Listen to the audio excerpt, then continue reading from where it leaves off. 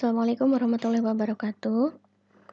Kali ini pada pertemuan hari ini saya akan membahas tentang hukum kedua termodinamika. Seperti yang sudah lalu dijelaskan bahwa termodinamika adalah ilmu yang mempelajari dan berkaitan dengan perubahan suatu energi. Dan hukum termodinamika menggambarkan hubungan atau batasan yang terjadi di dalam transfer energi tersebut. Ketika di hukum pertama termodinamika, kita sudah mengenal bahwa termodinamika mempunyai hukum kekekalan energi, yaitu energi tidak dapat diciptakan atau dimusnahkan tetapi dapat berubah bentuk dari bentuk satu ke bentuk yang lain. Dalam hukum pertama tersebut, maka tidak bisa dijelaskan arah perpindahan dari perubahan energi yang terjadi. Oleh karena itu, disempurnakan dengan hukum kedua termodinamika kali ini yang menjelaskan dua aspek tidak ada di hukum pertama, yaitu adalah perbedaan kualitas kerja dan panas, serta yang kedua adalah arah perubahan dari energi tersebut. Untuk yang pertama, kita mengenal untuk panas dan kerja itu merupakan dua besaran yang memiliki persamaan satuan.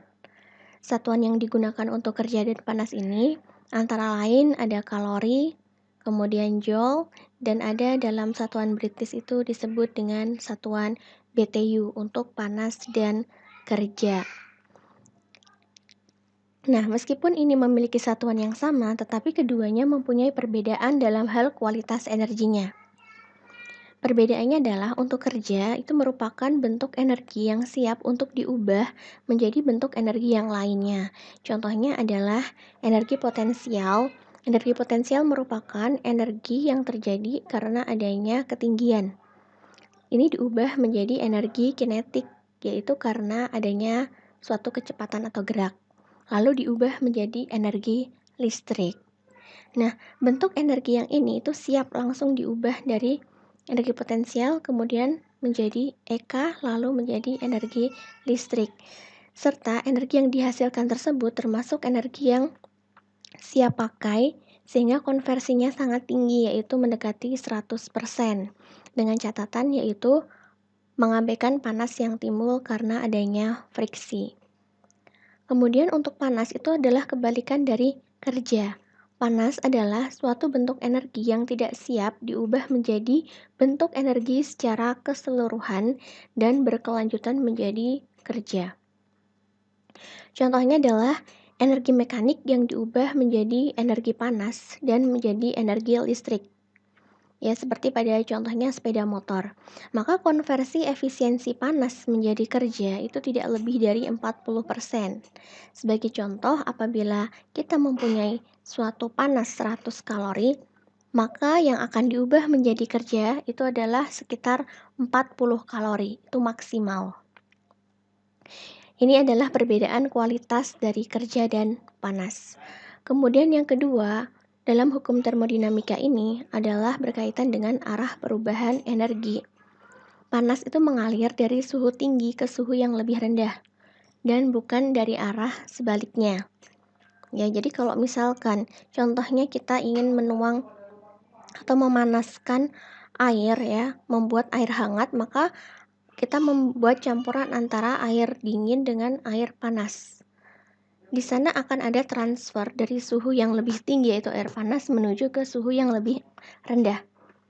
Nah, pada hukum kedua termodinamika ini dapat dijelaskan dalam dua poin. Yang pertama, tidak ada alat yang dapat mengubah panas menjadi kerja seluruhnya, sehingga akan berlaku efisiensi. Ya, tadi kan panas itu tidak bisa berubah menjadi kerja seluruhnya, maka harus ada efisiensi dari alat tersebut. Yang kedua adalah tidak ada proses yang memungkinkan suatu energi, suatu panas ditransfer dari level panas yang lebih rendah ke level yang lebih tinggi. Maka pendekatan klasikal dari pernyataan ini adalah dengan pendekatan suatu alat yang disebut sebagai heat engine. Nah, dalam satu contoh saya ambil adalah PLTU atau steam power plant. Dalam steam power plant ini, kita mengenal ada 4 alat. Yang pertama adalah boiler, kemudian ada turbin, lalu kondenser, dan ada pompa. Prosesnya adalah air masuk ke dalam boiler dan dipanaskan dengan menambahkan panas sebesar pH untuk mengubah fase dari cair menjadi steam. Steam atau uap. Steam yang keluar dari boiler ini berwujud uap lewat jenuh atau kita mengenal dengan nama superheated steam. Uap panas lanjut ini kemudian masuk ke dalam turbin dan diekspansi secara isentropis, berarti pada kondisi entropi yang sama, sehingga menghasilkan kerja berupa WT atau W turbin. Kerja ini digunakan untuk memutar generator ya, sehingga akan timbul energi listrik. Sedangkan pada akhir dari ekspansi, maka fluida itu biasanya berada pada fase saturated mixture. Jadi dia berupa campuran. Steam sebagian diubah menjadi cairan, sedangkan sisa uap ke sini masuk ke dalam kondenser untuk dikondensasikan pada tekanan konstan dengan cara pelepasan panas sebesar Qc. Air yang sudah terembunkan nomor 4 ini, dia akan dipompa menuju boiler dengan cara menambahkan kerja sebesar WP atau W pompa. Ini keterangannya. Nah, dari skema tersebut ada beberapa parameter. Yang pertama adalah ada QH, kemudian WS, lalu ada QC, dan ada WP, ini tadi WT ya. Berarti ada 2 panas dan ada 2 kerja. Ini keterangannya sudah saya jelaskan untuk QH, QC, WT, dan WP.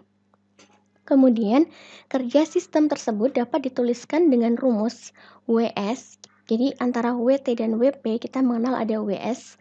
WS sama dengan WT dikurangi WP, yaitu kerja yang dihasilkan dari turbin dikurangi dengan kerja yang ditambahkan ke dalam pompa.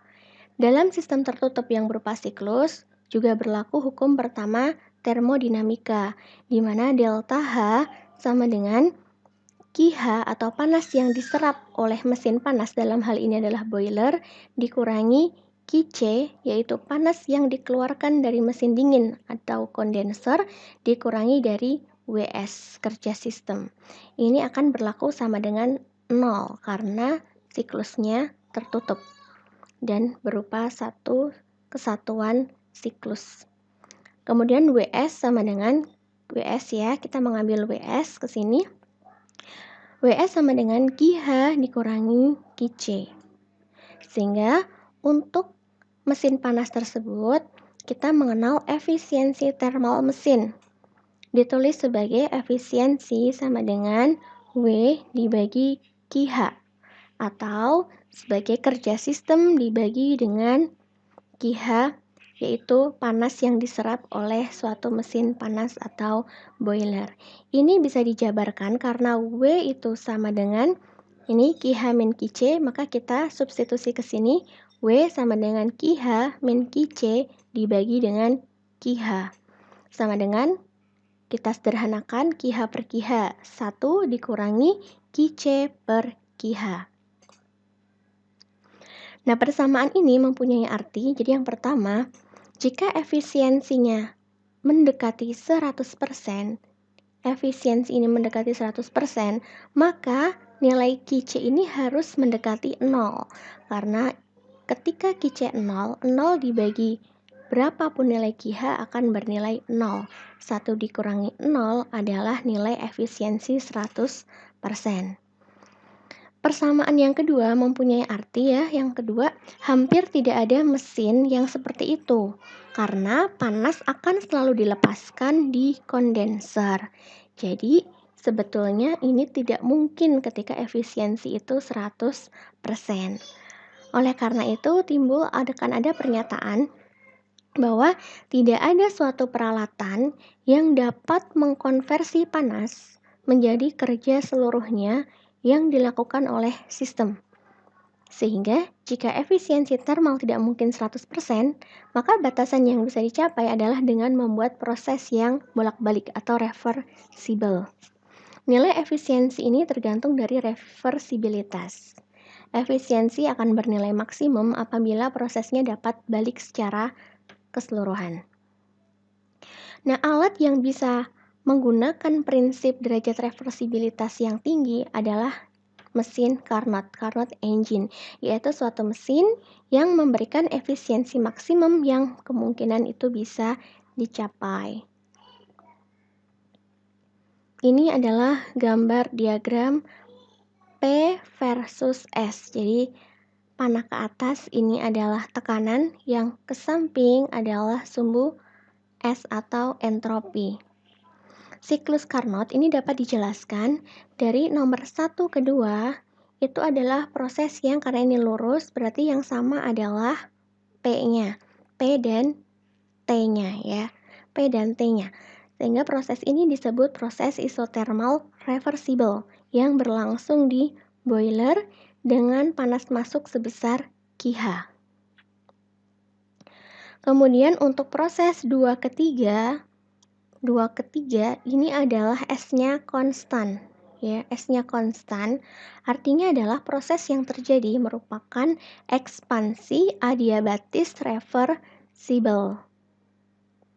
Kenapa ekspansi? Karena tekanannya turun dari sisi sebelah sini yang lebih tinggi, turun menjadi titik nomor 3. Tekanannya posisinya sebelah sini, lebih rendah, sehingga disebut dengan ekspansi. Ekspansi yang adiabatis reversible ini berlangsung di alat turbin, dihasilkan kerja berupa WT. Lalu dari titik 3 ke 4 hampir sama dengan 1 ke 2, yaitu kondisinya adalah isothermal reversible. Ini berlangsung di kondensor. Di kondensor yang terjadi adalah sisa-sisa uap yang belum terembunkan di turbin akan dikondensasikan di kondensor ini. Kemudian proses selanjutnya adalah dari 4 ke 1. 4 ke 1 kesamaannya adalah hampir sama dengan 2 ke 3. Akan tetapi arah panahnya berbeda. Artinya apa? Dari titik 4 ke 1 yang berubah adalah tekanannya naik. Sehingga prosesnya disebut sebagai kompresi adiabatis reversible. Dan ini berlangsung di pompa, yaitu campuran air dan uap yang belum terkondensasikan dinaikkan tekanannya dari P1 menuju ke P2.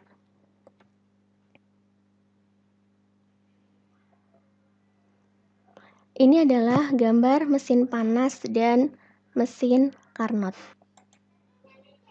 Di dalam gambar ini terdapat dua jenis reservoir, yaitu reservoir panas pada temperatur TH dan reservoir dingin pada temperatur TC. Dan ada dua mesin. Yang pertama adalah mesin panas E, ini dihubungkan dengan refrigerator C. Kita lihat untuk mesin panas E, maka ada 3 arus yang berkaitan dengan mesin E. Antara lain adalah mesin E ini menyerap panas, berarti panahnya masuk, menyerap panas sebesar Qh aksen, kemudian menghasilkan kerja berupa W, dan kerja inilah yang akan diberikan kepada refrigerator C. Lalu ada satu panah lagi dari E, yaitu keluar melepaskan panas berupa Qh aksen dikurangi dengan W. Ya, jelas karena ini masuknya adalah Qh aksen H, keluar W, maka yang arus di sini pastinya adalah Qh aksen dikurangi W. Lalu untuk refrigerator C, itu juga ada 3 arus yang terdapat di dalamnya. Yang pertama adalah tadi masuk dari sebelah mesin panas E berupa W, kemudian ada panas yang dilepas oleh reservoir dingin pada temperatur TC sebesar Qh min W. Ini ada panas masuk, kemudian dia mengeluarkan panas, yaitu sebesar Qh. Melepas panas ke reservoir panas pada temperatur TH. Dan ini kita asumsikan bahwa efisiensi mesin panas E itu lebih besar dibanding dengan efisiensi dari refrigerator C. Sehingga untuk rumus efisiensinya, W dibagi QH aksen ini akan lebih besar daripada W dibagi dengan QH. Karena dalam kasus ini W-nya adalah sama ya, W yang keluar dari mesin E dengan W yang masuk ke dalam refrigerator C nilainya sama, maka bisa kita simpulkan bahwa QH itu lebih besar nilainya dibandingkan dengan QH aksen. QH ini lebih besar dibandingkan dengan QH aksen. Sehingga panas yang ditransfer ke reservoir panas adalah QH dikurangi QH aksen. Sedangkan panas yang dilepaskan dari reservoir dingin adalah yang dilepaskan dari reservoir dingin. Kita lihat kembali reservoir dingin adalah ini, yang dilepaskan adalah QH dikurangi W. QH dikurangi W, kemudian dikurangi lagi dengan QH aksen min W. Sehingga ini ada dua nilai W yang sama, kita dapatkan QH dikurangi QH aksen. Nah, dari sini ternyata nilai ini itu sama persis. Artinya apa? Artinya adalah panas yang ditransfer ke reservoir panas itu sama dengan jumlah panas yang dilepaskan dari reservoir dingin. Tentunya, hal ini bertentangan dengan hukum kedua termodinamika. Kenapa? Karena panas tersebut berpindah dari reservoir dingin ke reservoir panas. Ya, sehingga tidak mungkin memiliki suatu mesin kalor dengan efisiensi termal yang lebih besar dari efisiensi dari mesin Carnot itu sendiri. Sehingga mesin Carnot dalam hal ini, efisiensi dari mesin Carnot ditentukan atau merupakan fungsi dari suhu reservoir panas dan fungsi dari suhu pada reservoir dingin, serta tidak tergantung dengan lintasan prosesnya.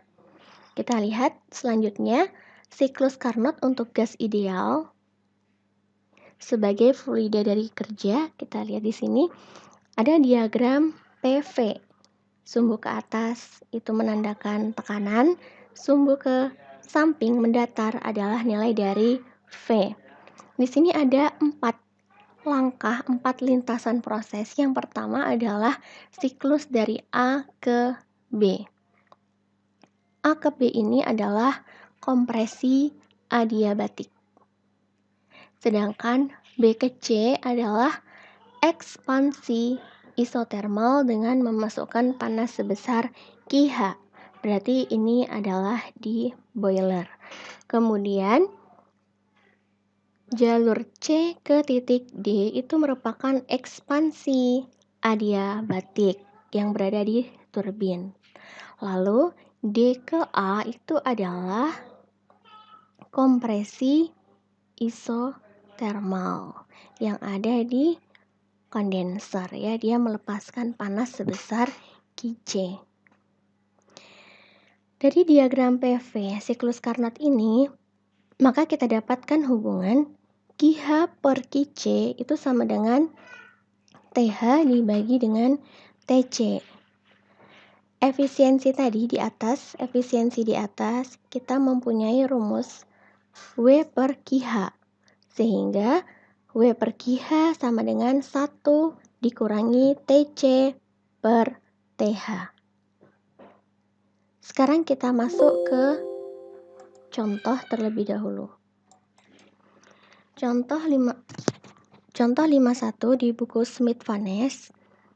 Suatu pembangkit listrik dengan daya 800.000 kilowatt membangkitkan steam pada suhu 585 Kelvin dan melepas panas ke sungai pada suhu 295 Kelvin.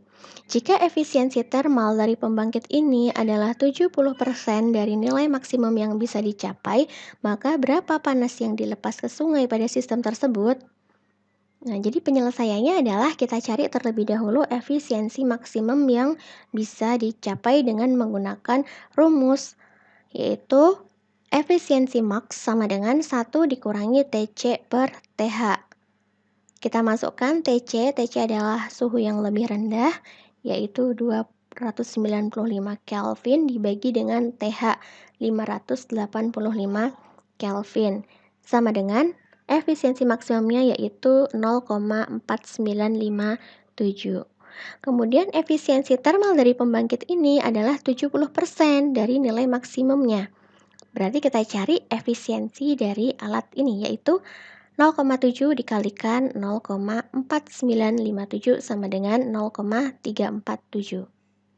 Lalu yang ditanyakan adalah berapakah panas yang dilepas ke sungai pada sistem tersebut. Dari hubungan ini, ya, TCTH di sini ada efisiensi dan ini QH. QC mempunyai hubungan dengan THTC, maka kita bisa menyusun ulang persamaan ini dengan cara mendapatkan QC sama dengan 1 dikurangi efisiensi dibagi efisiensi dikalikan dengan W. Sama dengan 1 dikurangi efisiensinya kita masukkan ke dalam rumus ini dikalikan dengan daya pembangkit listrik tersebut yaitu 800.000. Ditemukan hasil 1.505.500 kilowatt dan ini merupakan panas yang dilepas ke sungai pada sistem pembangkit listrik yang ada pada soal ini. Baik, demikian penjelasan untuk hukum kedua termodinamika. Semoga bermanfaat. Wassalamualaikum warahmatullahi wabarakatuh.